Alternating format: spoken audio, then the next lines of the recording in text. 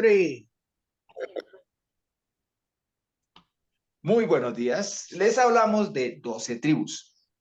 Mi nombre es Mauricio Sáenz. Compartimos siempre los estudios que hacemos entre nosotros, porque el único maestro, el único líder, el único que manda, el único que gobierna nuestras vidas es el maestro de maestros, Jehová. Por la obra de su Hijo en aquel madero, Yeshua, y sabiendo que somos templo del precioso Espíritu Santo, del Ruach HaKadosh. Por eso hemos ido buscando cada día que el Señor nos revele más de su preciosísima palabra. Entonces, estamos entrando en el estudio que venimos haciendo de Apocalipsis. Ya vamos en la quinta trompeta, iniciando Apocalipsis 9 y teniendo en cuenta los principios que hemos venido defendiendo para trompetas. Para trompetas dijimos, primer punto, las trompetas se inician en un punto, pero luego se van extendiendo hasta que se globalizan. Son eventos globales para este caso. Dijimos, también las trompetas se tocaban para que el pueblo se moviera, para que el ejército se alistara a batalla y entrara a batalla, y para que cualquiera, pueblo y ejército, se alistaran para recibir a un rey. Y sabemos que el rey viene pronto. También dijimos, la trompeta es, por más que se dirija a un ejército, al ejército local, también el ejército contrario alcanza a escuchar el sonido de trompeta. Y si el del ejército contrario ha pertenecido al ejército que hace sonar las trompetas, va a entender las señales. Por lo tanto, las tinieblas también entienden estas señales y por eso saben que les queda poco tiempo. Al entrar a la quinta trompeta, tenemos que también tener muy en cuenta que las trompetas siempre tienen un elemento y es vinculante, un elemento que hace convivir lo celestial con lo terrenal, pero que en la medida que avanzamos en trompetas, ya en esta quinta, en los 3 ay finales, dice que esos ay son dirigidos a la tierra. Por lo tanto, son eventos ya más aterrizados en la tierra sin desconocer la influencia, la causal espiritual. Entonces, entremos a quinta trompeta, vamos a entrar en materia. Por favor, Luigi, Apocalipsis 9, 1 y 2. Sí, dice, el quinto ángel tocó la trompeta y vi una estrella que había caído del cielo a la tierra y le fue dada la llave del pozo del abismo. Y abrió el pozo del abismo y del pozo subió un humo como el humo de un gran horno y a causa del humo del pozo fueron entenebrecidos el sol y el aire. Vamos a dilucidar primero lo que vio Johanan o Juan. Lo que vio debemos entenderlo a partir de la palabra, porque ese es un principio que debemos tener siempre y siempre lo hemos mantenido. La palabra se explica por la palabra.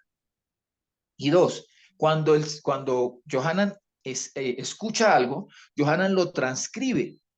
Entonces allí entendemos la fuente. Pero aquí tenemos que dilucidar lo que interpretó Johanan de lo que vio.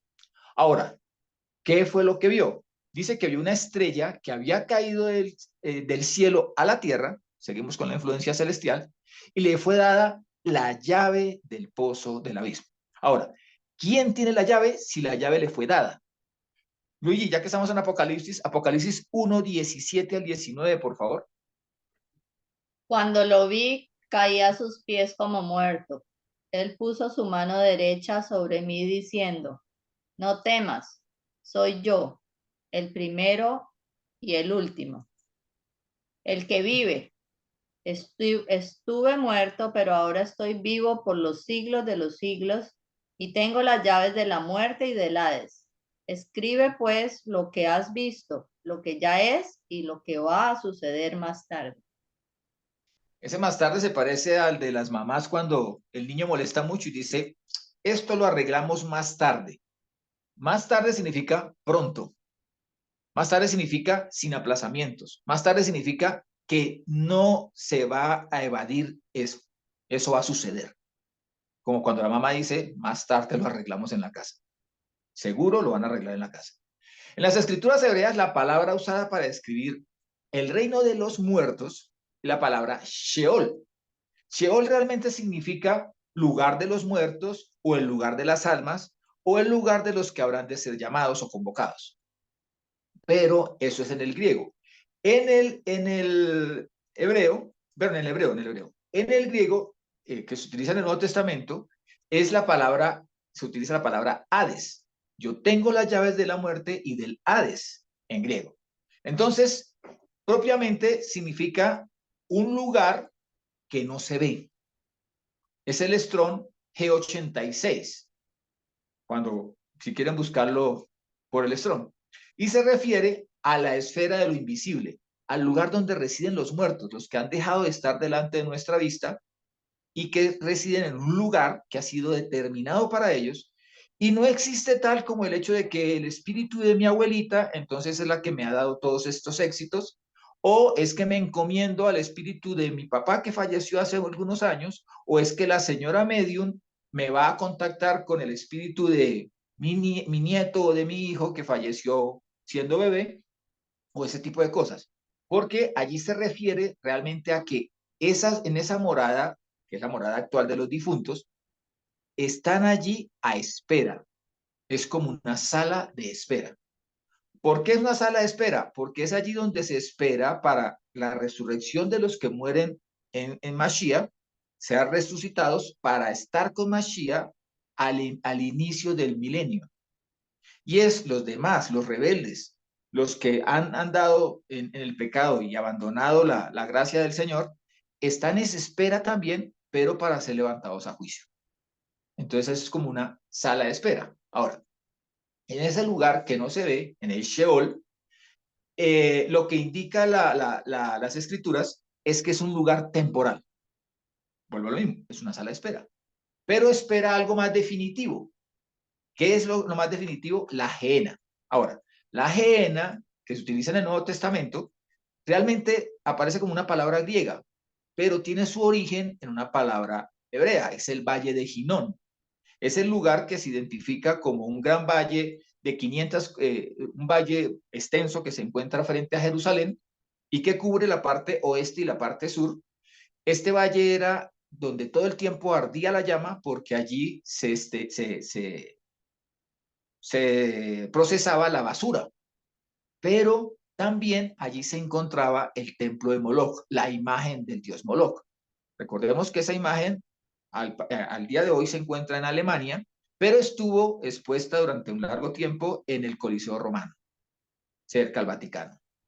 Y que allí lo que se hacía era que se ofrecían niños en sacrificio, en los días de Acaz y Manasés. Pero también Jeremías predijo que la gran maldad que se producía en ese lugar iba a producir un doloroso castigo. ¿Para quiénes? Para los idólatras. Por lo tanto, ese valle sería conocido como Valle de la Matanza. De Valle de Hinón a Valle de la Matanza. Incluso Josías lo contaminó, dicen que al quemar huesos humanos sobre el altar pagano, para contaminar ese altar. Ahora, ¿qué sabemos que vio? ¿Qué fue lo que vio? Él vio una estrella que había caído del cielo a la tierra y a la cual le fue dada la llave del pozo del abismo. Primero, una estrella actualmente donde llega a caer, como astro, donde llega a caer sobre la tierra, nos acaba, o sea, no se refiere a un astro. Tampoco se refiere a una simple luz, porque le es dada las llaves, o sea, las llaves o la clave tiene que ser dada a alguien que sepa qué hacer con las llaves y la clave. Tengamos en cuenta que cuando utiliza la palabra estrella, ¿sí? En las escrituras, en el hebreo, cuando utiliza la palabra estrellas, Kohanim, está refiriéndose no solamente a las estrellas como astros, se está refiriendo también a los seres celestiales o seres espirituales que han sido traducidos como ángeles. A ellos se refiere también. O los malach, o príncipes también han sido traducidos así. Pero tengamos en cuenta que en el hebreo, en el griego, lo que dice allí Apocalipsis es Astera ek tu ouranou. Ouranou es cielo, pero Astera o Astera, Aster, es el Strong 792, que significa estrella, sí, pero también su definición más clara es algo que flota en el firmamento o que flota en el aire o que está suspendido en el cielo visible. De allí viene la palabra estéreo. Strong 4731, que significa algo que está firme allí, que es duro, o sea, que no se mueve, es inamovible, que es estable. Y se refiere a los ángeles, a las estrellas, a los mensajeros, a la iglesia, a las potencias celestiales, espirituales, a la gloria, también al brillo, al resplandor de la gloria. Y es muy diferente a los cometas, porque no puede ser un cometa porque los cometas no se mantienen firmes, los cometas van en tránsito. ¿Ven? Entonces tuvo que haber visto una luz fuerte, una estrella fuerte, que podía mantenerse firme en el firmamento, pero que al mismo tiempo tenía la capacidad de tener en su mano una llave o en su mensaje una clave. Podía tener. Ahora, ¿qué dice para mayor detalle para ir profundizando? Esa estrella tiene una característica. Había caído del cielo a la tierra. No iba cayendo. Ya había caído del cielo a la tierra. Eso nos da un indicio muy grande porque la palabra que utiliza allí dice, astera ectuo o urano pectocota. Pectocota es caer. Es el Strong 4098, viene la palabra picto, que significa cayó, cayeron, cae, caer. Propiamente significa de algo alto venir a algo muy bajo. Pero viene hacia abajo, no en caída libre, sino que viene a posarse. ¿Sí? Viene a posarse o a ubicarse en un lugar más bajo, hacia abajo. Y tiene la característica de que viene encendida para encender. Ahora, fijemos que no dice que tenía una apariencia de estrella, sino que él le da el carácter de un cuerpo de luz que flota en el firmamento y que va o que cayó ya anteriormente a la tierra o se posó sobre la tierra ya con anterioridad. ¿Sí? Y cuando utiliza a la tierra, utiliza la palabra Eistenhen, Strong 1093, que es propiamente la tierra física. No estamos hablando allí de algo etéreo, sino ya está fundado en que es una tierra física, material. Incluso muchas veces se ve como, se hace esto como el cúmulo de gránulos de arena. Se hablaría así. Y recordemos que allí, cuando se habla muchas veces de gránulos de arena, se habla de población, se habla de personas. Entonces, se posa realmente como uno que viene gobernando a los seres humanos, a la humanidad. Entonces, Martica, por favor, ¿no lees Enoc 6:1-6?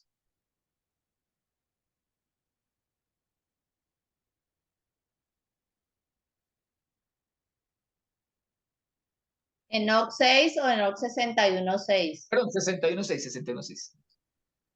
Me falta brillar más las gafas. Todos los que habitan en lo alto del cielo han recibido un mandamiento, un poder y una sola voz y una luz como fuego. Para todos. Y lo que siempre hemos dicho, lo recibieron, pero no dice la palabra del Señor que se lo haya retirado. ¿Sí? No les ha retirado ese hecho de que tengan una luz como fuego. Tengamos en cuenta que para el tiempo de Juan, hablar de luz, de estrella y de fuego era lo mismo, porque la fuente de luz que ellos tenían era un astro llamado el Sol, ¿sí? O una fuente manual que era el fuego. Esas eran las dos fuentes de luz. Podemos hablar allí, podemos elucubrar acerca de electricidad, de energía atómica, todo lo que ustedes quieran, pero realmente eran las dos únicas fuentes que tenían en ese tiempo. Entonces, ¿qué vio él? Él vio una luz como fuego. ¿Qué es la característica de quiénes? Aquí lo dice, de todos los que habitan o habitaron en lo alto del cielo. ¿Ven? Miki, por favor, ¿nos lees Lucas 10, 17-20?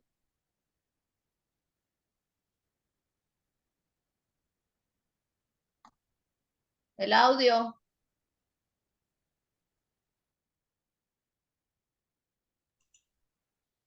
Ok, disculpen. Tranquilo. Regresaron los 72 alegres, diciendo, Señor, disculpe. Tranquilo. Ay, Diosito lindo. Bueno, ya. Regresaron los 72 alegres diciendo, Señor, hasta los demonios se nos someten en tu nombre. Él les dijo, yo veía a Satanás caer del cielo como un rayo. Mirad, os he dado el poder de pisar sobre serpientes y escorpiones y sobre todo poder del enemigo, y nada os podrá hacer daño. Pero no os alegréis de que los espíritus se os sometan. Alegraos de que vuestros nombres estén escritos en los cielos. Ahora, ¿quién fue el que cayó como un rayo? Dice que es a Satán. Dice que a Satán para el tiempo del Señor ya había caído. Él lo vio caer. Ahora, ¿el Señor puede mirar hacia el futuro? Claro. ¿Puede mirar al pasado? Sí. ¿Puede mirar al presente? También. Pero ¿qué está diciendo allí? En pocas palabras, que Hasatán es un rayo o como figura de una luz, que él sí lo vio caer. Juan lo vio suspendido en el firmamento como una estrella, posarse, pero el Señor lo vio fue en el momento de la expulsión del reino de los cielos, cuando fue expulsado por su desobediencia.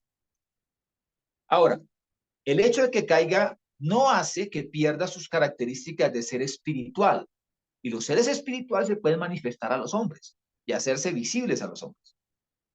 Entonces, cuando se hace visible, puede mantener la característica de ese fuego que le fue dado por señal. Lore, ¿me regalas por favor 2 Corintios 11, 13 y 15? 13 al 15. Ok, porque esos tales son unos falsos apóstoles, unos trabajadores engañosos, que se disfrazan de apóstoles de Mashiach, y nada tiene de extraño que el mismo Satán se disfraza de ángel de luz. Por tanto, no es mucho que sus ministros se disfracen también de ministros de justicia, pero su fin será conforme a sus obras. Entonces, él está posado o tiene autoridad, primero, sobre unos ministros que le son propios de él, que trabajan ¿para qué? Para el engaño, para la mentira, para desviar al ser humano. ¿Por qué son, digamos así, maestros en hacer eso? Porque tienen al maestro de maestros del engaño, que es capaz incluso, no, allí no corresponde solamente a que se disfrace de luz, no, él se disfraza es como un mensajero de la luz, como si fuera un mensajero del Señor, o sea, como si él llevase la palabra, las buenas nuevas a los seres humanos, y realmente lo que está llevando a los seres humanos es al desvío de la caída, ¿sí? Por eso él se disfraza como ángel de luz, así como sus siervos se disfrazan como apóstoles de Mashiach o apóstoles de Cristo.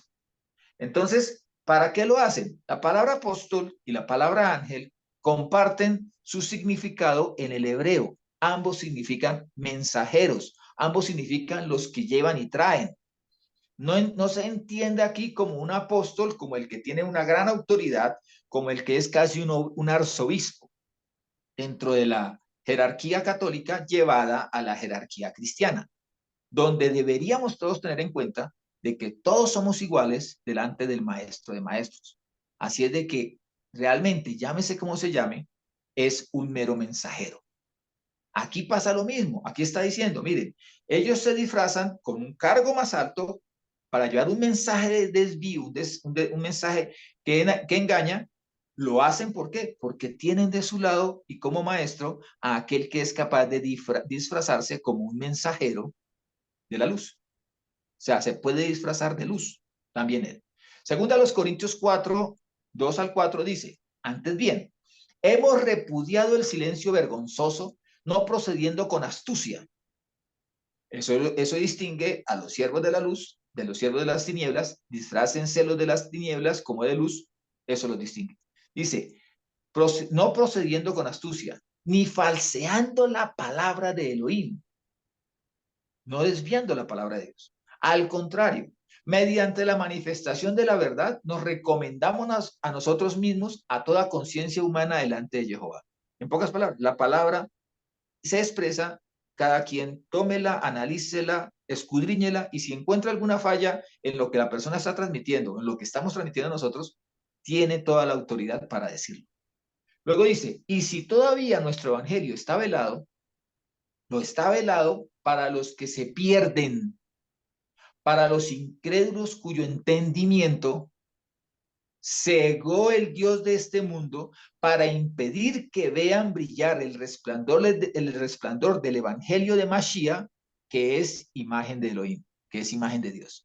O sea, para que no se identifique la palabra, no, la palabra la transmite. Lo que no quiere que se identifique es quién es Mashiach o quién es el ungido. En pocas palabras, esconder a Yeshua. Para ser más concretos, hablar de Dios sin ponerle nombre. De eso se trata el engaño de las tinieblas. Y en muchas partes lo hacen. Y tienen, y te comparten la palabra y te dicen, bueno, vamos a hablar de Dios, pero no le ponen nombre a Dios. O la otra, órale a tu Dios, dejando en libertad a la persona de que se autoengañe. Y lo único que están haciendo es alimentando el engaño. Por favor, Mártica, nos regala 2 Timoteo 2, 25 al 26. Allí viene hablando de los siervos que hay que elegir, de qué tipo, las características del siervo que hay que elegir. Timoteo 2, 25, 26, por favor, Martica.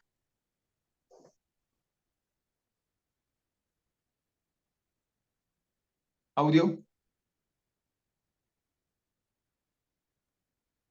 Y que corrija con mansedumbre a los adversarios, por si Dios les otorga la conversión que les haga conocer plenamente la verdad y volver al buen sentido, librándose de los lazos del diablo que los tiene cautivos, rendidos a su voluntad. Hay personas que dicen que cuando se habla del príncipe de este mundo, no se está hablando de Hasatán, se está hablando de Dios, o de, ¿sí? Que ese Dios es el único príncipe y él no le va a entregar la autoridad a nadie. Pues déjeme decirle que Hasatán no recibió la autoridad de parte del Señor. El Señor se la había entregado a Adán y Eva, y Adán y Eva se la entregaron a Hasatán. Ese fue el camino.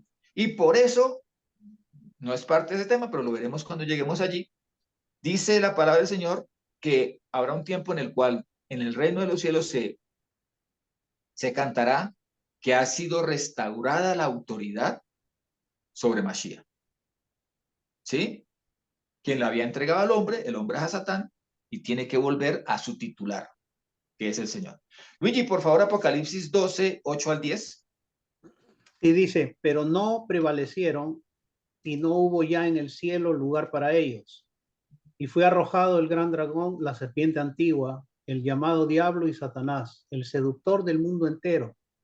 Fue arrojado a la tierra y sus ángeles fueron arrojados con él. Y oí una fuerte voz que decía en el cielo, ahora ha llegado la salvación, el poder y el reino, o el reinado de nuestro Elohim y la potestad de su Mashiach, porque ha sido arrojado el acusador de nuestros hermanos, el que los acusaba día y noche delante de nuestro Elohim. O sea, ¿quién es esa estrella que había caído? Hasatán. Está hablando claramente de Hasatán. Ahora, ¿quién tiene la llave? No la tiene Hasatán. La autoridad no la tiene Hasatán. La salvación, el poder, el reinado no lo tiene Hasatán al presente. Lo tiene Mashiach. ¿Ve? ¿Sobre quiénes logra gobernar Hasatán? Dice que sobre las naciones, o sea, sobre los que gobiernan las naciones. ¿Y cómo lo hace? A través del engaño. Y el primer engaño es hacerles creer que ellos gobiernan y están sobre tal población que no necesitan de ningún Elohim, o sea, no necesitan de Dios. Y ellos mismos, como algún día le hizo pretender a Satán, a la mujer en el Edén, que ellos mismos se pueden hacer como Dios y que ellos ya de por sí tienen el conocimiento a profundidad que les da la capacidad de desplazar a Dios porque no necesitan consultar con Dios. Y eso lo hemos visto y creo que todos somos testigos de que las autoridades actualmente, ahora, más después de el último suceso que hizo cerrar las puertas de todas las casas durante un buen tiempo a nivel global, que ahora con mayor énfasis ellos determinen el futuro de cada vida porque ya se creen con el poder de tener bajo su mano las vidas, disponer de ellas como si fueran Dios. ¿Quién ha dicho? Yo tengo la llave de la muerte y del Sheol o del Hades. ¿Ven? Ahora ellos creen tenerla. Satán, esto ha sido el origen de la palabra Satán es Shatán, o Satanás, de donde viene Satanás. Significa el adversario, alguien que se te opone, que te presenta combate, que te quiere aplastar. La raíz es la palabra sotá, que significa desviación o extravío. Por eso los siervos de Hasatán se disfrazan como apóstoles de Mashiach. ¿Para qué? Para desviar o extraviar a la gente. Son, en arameo, significa el acusador, Hasatán.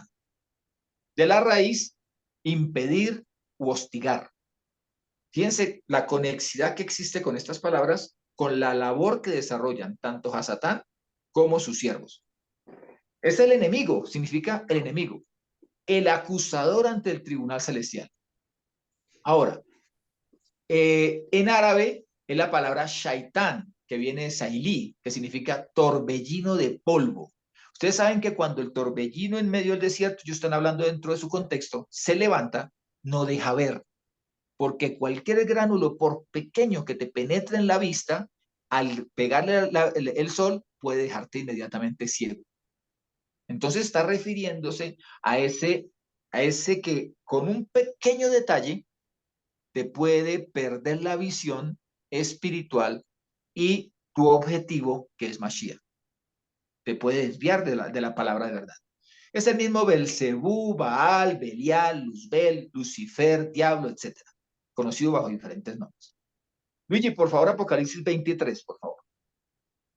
Sí, lo arrojó al abismo, lo encerró y puso encima los sellos para que no seduzca más a las naciones hasta que se cumpla los 1000 años. Después tiene que ser soltado por poco tiempo. Pregunta. Si Hasatán ya está atado en tinieblas, en lo profundo de la tierra, ¿por qué aquí el ángel tiene que volverlo a atar? Y dice que será atado por 1000 años. ¿Y por qué no dice por 1000 años más? Sino que después de esos 1000 años tiene que ser soltado. Entonces aquí aparecen un montón de preguntas. Si él está preso, como dice la gente, que Hasatán está preso, entonces en prisiones eternas. Algunos incluso le dicen el infierno, cosa que no aparece como infernus, no aparece en los originales. Algunas traducciones para Hades ha sido o para Gehenna ha sido la palabra infierno, pero dicen que está preso. Entonces, ¿cómo puede organizar su ejército de demonios que está sobre la tierra? Ah, no, claro, es que él tiene sistema satelital y se comunica con ellos por celular. No, él organiza su ejército. ¿Y qué dice el Señor? Dice que toda casa dividida contra sí misma se destruye. Y así mismo a Satán y su ejército no están divididos. Porque si no, hace rato se ha destruido. Ahora, ¿cómo puede seducir a las naciones de la tierra si está en lo profundo de la tierra preso? O la otra, ¿cómo puede tentarnos? Más preciso, ¿cómo tentó al Señor, a Yeshua en el desierto? ¿Cómo le hizo si está preso? Es diferente estar caído, haber sido lanzado del reino celestial a la tierra, a estar preso bajo la tierra. Por favor, Martica, Isaías 14, 11, 15. Ha sido precipitada al Seol tu arrogancia, al son de tus cítaras. Tienes bajo ti una cama de gusanos, tus mantas son gusaneras. ¿Cómo has caído de los cielos, lucero hijo de la aurora? Has sido abatido a tierra, dominador de las naciones. Tú que habías dicho en tu corazón, al cielo voy a subir, por encima de las estrellas de Elohim alzaré mi trono, y me sentaré en el monte de la reunión, en el extremo norte. Subiré a las alturas del nublado, me asemejaré al Altísimo. Ya, al Seol has sido precipitado a lo más hondo del pozo. Entonces, aquí se basan y dicen, mire, aquí dice claramente, ha sido enviado al Seol, a lo más hondo del pozo. O sea, aquí lo que está diciendo es, no es al Seol, más abajo del Seol fue enviado, más a las profundidades, más abajo del Seol fue enviado. Dice, más hondo, a lo más hondo del pozo. Pero él que pensaba ponerse por encima de los demás seres celestiales, porque dice por encima de las Kohabim, pues ha sido traducido como estrellas, pero volvemos a lo mismo, Kohabim también se ajusta a los seres espirituales, a los seres celestiales. Este que aparece allí abatido, que aparece enviado a lo profundo del pozo, está apareciendo en Isaías 14, 11, 15. ¿Qué precede a Isaías 14, 11, 15? Pues desde luego, desde el 1 hasta el 14. Pero vamos a leer para que entendamos. ¿Cuándo acontece esto? ¿Cuándo sucede esto? Isaías 14, 1 al 5, por favor, Martica. Cuando se compadezca Jehová de Jacob y prefiera todavía a Israel, los afincará en el solar de ellos y se les juntarán forasteros que serán incorporados a la casa de Jacob. Tomarán a otros pueblos y llevándoselos a su lugar, se los apropiará la casa de Israel sobre el solar de Jehová como esclavos y esclavas. Harán cautivos a sus cautivadores y dominarán sobre sus tiranos. Entonces, cuando te haya calmado Jehová de tu disgusto y tu desazón y de la dura servidumbre a que fuiste sometido, dirigirás esta sátira al rey de Babilonia. Dirás, ¿cómo ha acabado el tirano? ¿Cómo ha cesado su arrogancia? Ha quebrado Jehová la vara de los malvados, el bastón de los déspotas. Y allí se extiende hasta llegar a lo que leímos, que remata en el 15 diciendo, y allá al Sheol ha sido precipitado a lo más hondo del pozo. ¿Cuándo va a acontecer eso? Lo está estableciendo el Señor allí. Cuando sea restaurado Israel. Ahora, ¿por qué no es restaurado todo Israel de una sola vez? Porque aquí lo está diciendo. Cuando haya calmado Jehová de tu disgusto y de tu desazón. O sea, el Señor sí se disgustó con Israel, pero ha mantenido su misericordia para con Israel y ha mantenido su promesa para con Israel. Son los del pueblo, somos nosotros, los del pueblo de Israel, los que tenemos que volver al Señor, los que tenemos que abandonar ese orgullo, esa falsa pretensión de que el Señor nos ha hecho algo y por lo tanto debo mantenerme disgustado de Él. Ese engaño no nos lleva sino a condenación. Pero aquí lo está diciendo, mire, está diciendo no solamente que serán restaurados, entendamos que estamos hablando de los tiempos de Isaías. Ya Egipto había quedado en el pasado. Estamos hablando de la nueva restauración. Y miren lo que pasa. En esa nueva restauración, los que algún día, las naciones que algún día esclavizaron a Israel, ahora se hacen esclavas. ¿Por qué se hacen esclavas? Porque nosotros seremos, juntamente con el Señor y Rey, seremos señores y reinaremos con Él por 1000 años. Entonces aquí no está exento de lo que acabamos de leer en Apocalipsis 20, cuando dice que un ángel vino con una cadena y apresa a Satanás por 1000 años. O sea que Hasatán no está en ese lugar profundo. Él no está allí. Va a estar, que es diferente. Pero está hoy en día sobre la faz de la tierra, haciendo y deshaciendo, de tal manera que el mundo todavía anda en el engaño, el mundo sigue sus malos designios, sus falsos designios, y por esto el mundo cree que el enemigo está preso.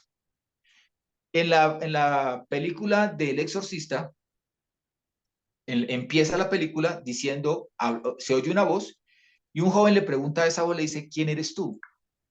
Y la voz le contesta, yo soy Satanás. Y el muchacho le dice, demuéstrame que existes, porque yo no creo que existas. Entonces, la mejor manera como el diablo, como el enemigo, como a Satán, puede atacar al ser humano, o puede tener prevalencia, o puede pararse sobre el ser humano, es que el ser humano ignore que él se encuentra vivito, activo, sobre la tierra, y sobre todo que existe. Es una realidad. No es una entelequia, una creación del hombre.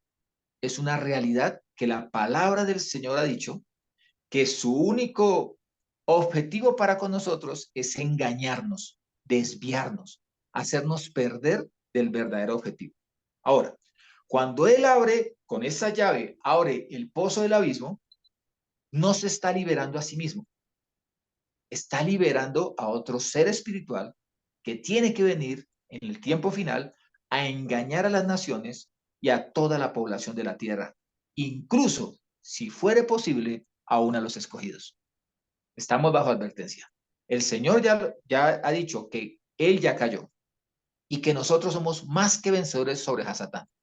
Pero pobres de aquellos que todavía andan en idolatría, en ignorancia de la palabra, y andan todavía incluso viviendo como si lo espiritual no existiera y no afectara este plano físico. Cuando la realidad es que el plano espiritual de las tinieblas ha llevado al engaño, a la mentira, al desvío, a la desazón e incluso al endiosamiento del ser humano. Entonces, nosotros tenemos un arma que se llama la verdad. Y la verdad está en la Torá. Y la Torá está a disposición de cualquiera que quiera abrir sus páginas y ser inspirado por el Espíritu Santo, así sea en una sola palabra que allí aparece. Porque la Torá tiene el poder de liberar al cautivo, de dar vista a los ciegos. Tiene la característica de llevarnos de la mano delante de la presencia de Jehová. Y nos es garantía de salvación. Entonces, acerquémonos nuevamente a la Torá, acerquémonos nuevamente al Señor, porque Él está dispuesto a recibirnos con los brazos abiertos. Shalom, mis hermanos, bendiciones. Shalom.